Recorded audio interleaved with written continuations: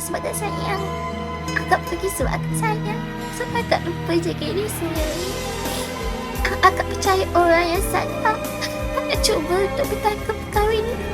Hanya itu cuma tipu daya mereka saja.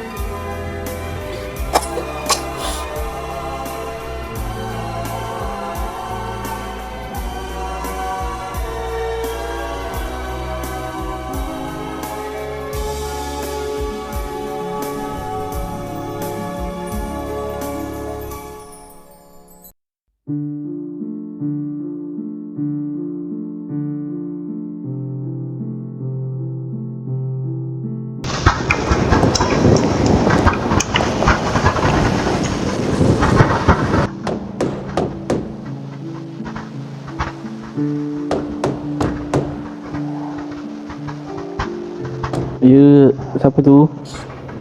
Hello cik, boleh saya bercakap dengan Cik Jebat? Saya Cik Jabat. Kenapa tu, Cik? Cik, saya Detektif Haris daripada PDAB Adik-beradik. Baik Detektif Haris. Kenapa tu? Apa boleh saya bantu? Kami memerlukan kerjasama awak atas kes pembunuhan. Boleh kita masuk ke dalam untuk berbincang? Kes pembunuhan? Ya cik. Boleh Cik, macam masuk Cik. Baik.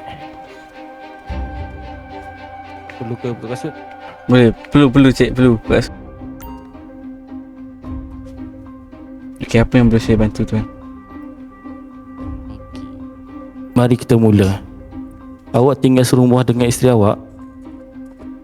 Ceritakan hari-hari terakhir dia, apa yang awak nampak dan apa yang awak dengar.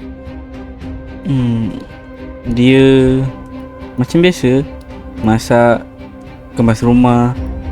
Lepas tu saya keluar kerja, saya balik malam, dia dah tidur, saya pun tidur juga.